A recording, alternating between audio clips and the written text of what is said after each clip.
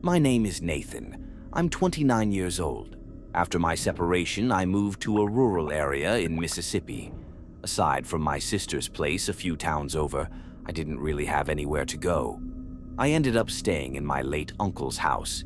He passed away a few years back and left the house to our family. It sits about 15 minutes from the nearest town, right on the edge of a pine forest, surrounded by thick trees and silence.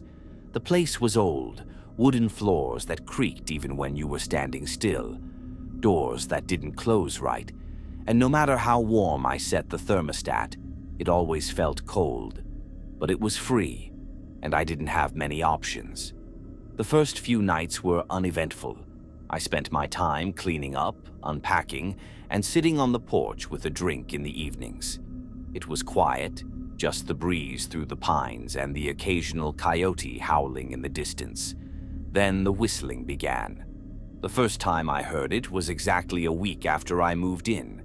I had just gotten into bed around midnight. I was almost asleep when I heard it, a slow, broken whistle, not like a song I knew. Off-key, dragging. It sounded like someone walking along the tree line behind the house, whistling as they went. I figured it was some local walking home drunk or maybe a hunter. Still, it gave me a weird feeling.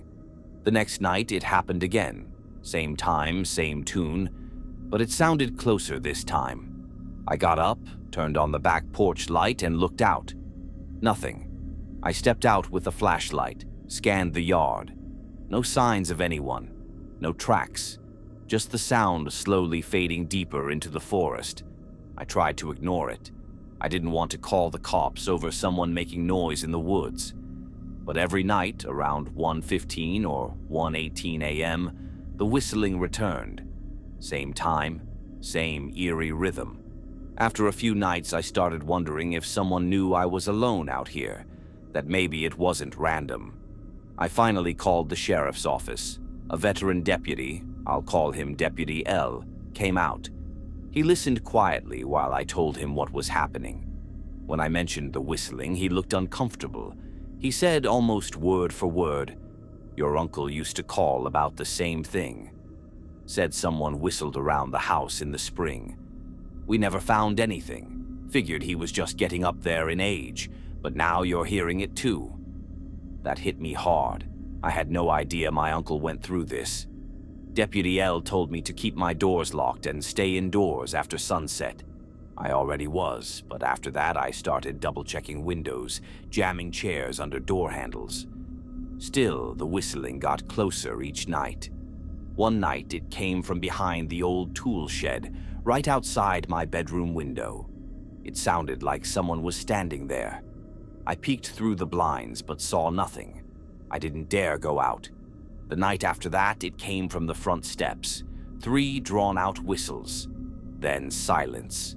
The following night, it came from beneath the house. I swear to God it was coming through the floor vents, like someone in the crawl space was whistling up at me.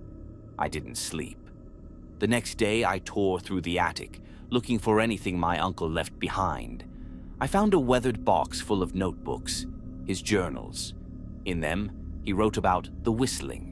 Every spring for nearly a decade, he said. He thought someone was watching the house. He'd sit up all night with a shotgun by the door. It only started after his wife, my aunt, passed. He believed it never happened when someone else lived there with him. I called Deputy L again and showed him the journals. He looked disturbed. "Don't answer the door," he said. "Not unless you know who's on the other side."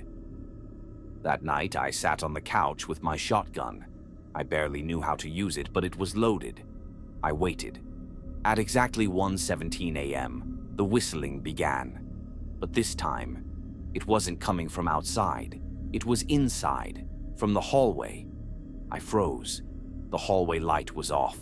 I could hear the soft, broken notes drifting toward me, one step at a time. I stood up, raised the shotgun, and yelled, "Who's there?" The whistling stopped. I flipped the light on. Nothing. No one. I didn't sleep the rest of the night. For 2 days after that, it stopped. No sound, no movement. I thought maybe it was over. But on the third night, I went to bed just after midnight and left the hallway light on, just in case. At 1:17 a.m. sharp, I woke up to a different sound. Knocking. 3 slow knocks, coming from the back door. Then silence. I lay there, still, my heart thudding. Then I heard it, a floorboard creaking in the hallway. Then another. Someone was walking. The hallway light clicked off. I grabbed the shotgun, stepped out of the room. The hall was dark. At the end of it stood a person, wearing black clothes, face pale as chalk, just standing there, motionless, watching me. I tried to steady my shaking hands. I raised the shotgun, my voice cracking. "Don't move." The figure started to lift a foot, like they were about to run. I shouted, "Stop!" They turned and darted out of the hallway, out of view. I heard their steps pounding across the front porch. I ran after them and fired into the darkness, not a warning shot. Straight ahead. "Don't come back," I screamed. The shot rang out like thunder. I locked every door, got in my truck, and drove to town. I slept in the cab that night. Next morning, Deputy L checked the place. Front door was unlocked again. No signs of forced entry. He said, "Looks like whoever that was had a key." Nothing was taken, but he strongly suggested I change the locks, and quietly he told me I should consider leaving. "Someone out there didn't like your uncle being in that house. Might not like you either." I drove to the hardware store and changed every lock that day. Then I packed a bag and left for my sister's place across state lines. My dad's handling the sale of the house. We took anything valuable or sentimental and left the rest behind. My father never mentioned to the buyers that there was someone, or something, that had been watching that property for years. To this day, I don't know who had the key, or why my uncle never told anyone what was going on. I don't think it was a ghost or a demon. I think it was a person, a real person, and whoever they are, they wanted that house to themselves.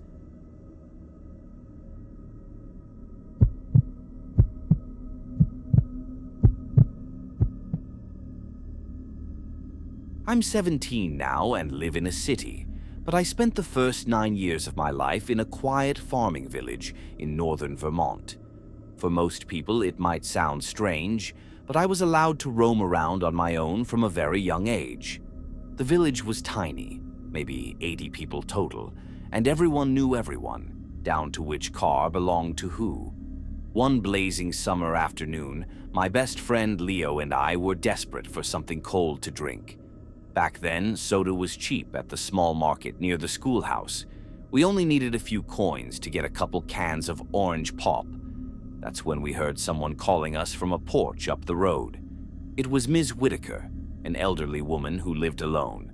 She told us her birthday was coming up and she wanted to brew a big batch of lemon balm tea to serve everyone, but she'd run out of fresh leaves.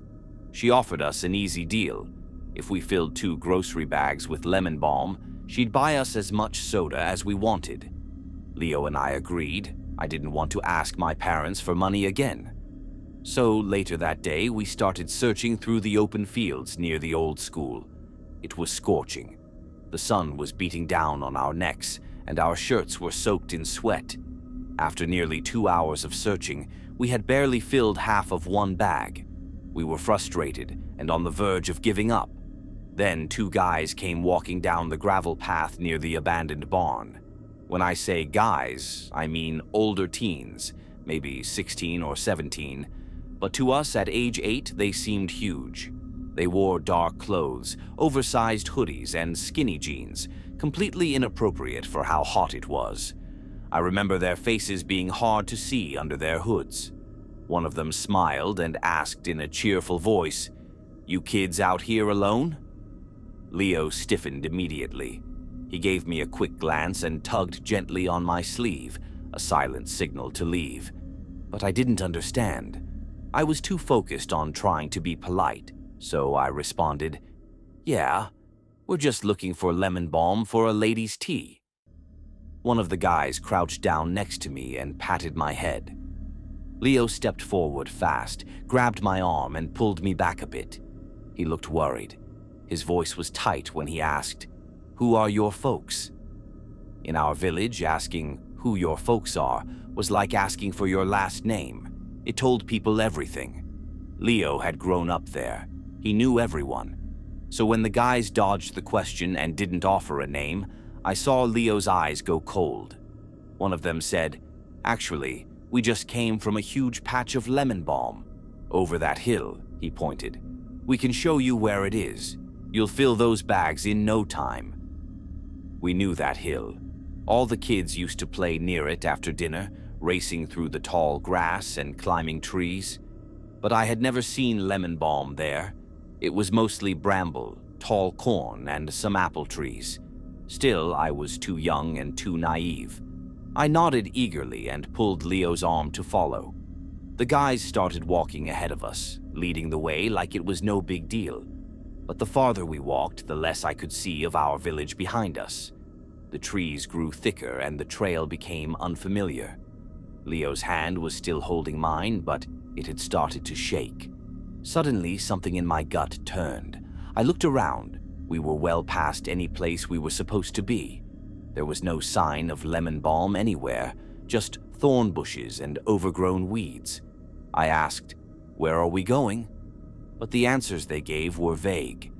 "Just up ahead," or "You'll see." They didn't even look back. Then Leo leaned close to my ear and whispered, "Something's wrong. When I say run, run." I didn't get a chance to respond. The very next second, he yanked my arm and sprinted downhill, dragging me behind him. I could barely keep my balance, my feet slamming against dirt and stone. Behind us, I heard the guys yelling and crashing through the brush, chasing us. I was sobbing from fear, stumbling, but Leo never let go of my hand. I don't know how I managed to run nearly a mile back into the village without falling, but somehow we did. When we burst into the village, Ms. Whitaker saw us, drenched in sweat, pale as ghosts, completely hysterical. She took us inside, gave us water and chocolate, and asked what happened. Leo did the talking. I couldn't even open my mouth. When he finished, she looked horrified, then scolded Leo, saying he shouldn't have gone along with strangers. He took the blame for me, saying I didn't want to go, but he insisted. Leo wasn't allowed outside for a month after that. I had nightmares for weeks. We never found out who those guys were or what they wanted. But looking back, I have a sickening feeling I know what they had in mind. We were just lucky that Leo acted when he did.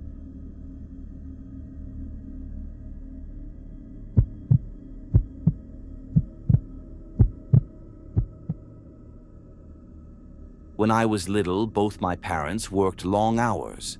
My mom had 2 part-time jobs, and my dad did late-night shifts as a delivery driver. With 2 kids to raise, me and my older brother Jamie, they needed help, so they hired a babysitter they found online. Her name was Alyssa. She was in her early 20s, super friendly, full of energy, and honestly one of the coolest people I'd ever met as a kid. She watched us for about 4 or 5 months, always showing up after school to help with our online classes and stay until our parents got home. I was 7, Jamie was 8, and we both loved having her around. She wasn't like a cranky old babysitter. She actually played with us, joked around, and even taught us how to cook pancakes. When summer started, my parents decided to give Alyssa a break. She had done a lot for us, and they thought she deserved a vacation. But that left us without anyone to watch us during the day. So my parents drove us out to our grandparents' place for the summer. They lived in Arkansas, in a quiet area surrounded by farmland and woods. It was far from our home in Missouri, but they figured it was safer for us to be out there. We arrived on a Saturday. The drive felt endless, but the place was beautiful in its own way. My grandparents lived in a rustic-looking house with a wide front porch, surrounded by tall grass, big trees, and a red barn in the distance where they kept goats and chickens.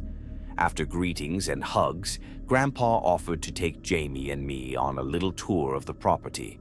While he showed us the fields, Mom and Dad stayed inside with Grandma. who was already cooking dinner. That first night was amazing. We had a feast, played with their old shepherd dog named Ruby, and watched movies before going to bed. Jamie and I shared a room with a bunk bed and a tiny TV. Our parents slept in the next room. They were tired from the long drive and passed out almost immediately. Jamie and I stayed up watching cartoons until we both fell asleep with the TV still playing. Around 2 a.m., I woke up. At first, I didn't know why, until I heard heavy footsteps just outside the window. I couldn't see anything because the blinds were shut, but I knew someone was there. Then I heard a metallic clicking sound at the window latch, and then a grunt. Someone was trying to open it. I panicked and rushed to my parents' room to tell them. My mom brushed it off, said maybe it was a raccoon or a deer. My dad checked outside, but by then, nothing was there. They told me not to worry, but I couldn't shake it. I laid in bed for a long time before I finally drifted back to sleep. The next morning, the house smelled like pancakes and fried eggs. While my parents packed up to leave, Grandpa took us out to feed the animals. I begged to hold Ruby's leash, and he agreed, but told me to keep a firm grip. We were halfway around the trail when Ruby stopped walking. She froze, staring into the woods. At first, I didn't want to look, but eventually I turned my head and saw what she was fixated on. There, behind a tree, was a man. He was wearing dark clothes and standing halfway behind the trunk, just barely peeking around it, hands pressed to the bark like he was holding himself in place. I couldn't see his face clearly, but I knew he was watching us. I turned to shout to Grandpa, but he and Jamie were already farther up the trail. I ran to catch up, tugging Ruby with me. When I looked back, the man was gone. No sound, no movement. I told Grandpa what I saw. He looked serious but tried to calm me down. "Probably just a deer," he said.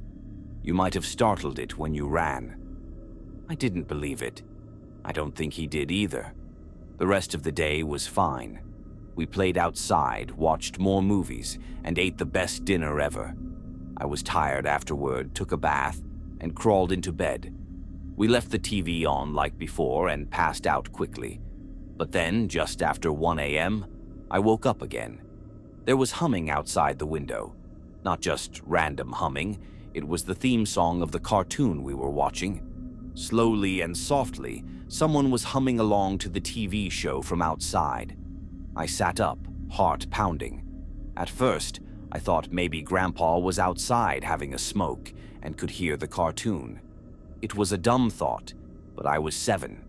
So I called out, "Grandpa!" The humming stopped. Then a voice replied after a long silence, "Hey, it's Grandpa. Come outside, kid. I want to show you something cool." I don't know what made me do it, but I believed it. I slipped on my shoes and went outside through the side door. The stars were out, and the barn lights were off. I walked around the corner toward my bedroom window, and there he was. Grandpa was standing there in a hoodie, face shadowed. He reached out his hand and said, "Come on, it's just over by the barn." I took his hand. It felt wrong, cold, stronger than Grandpa's. I asked where we were going, but he didn't answer, just kept walking. Then I noticed something strange.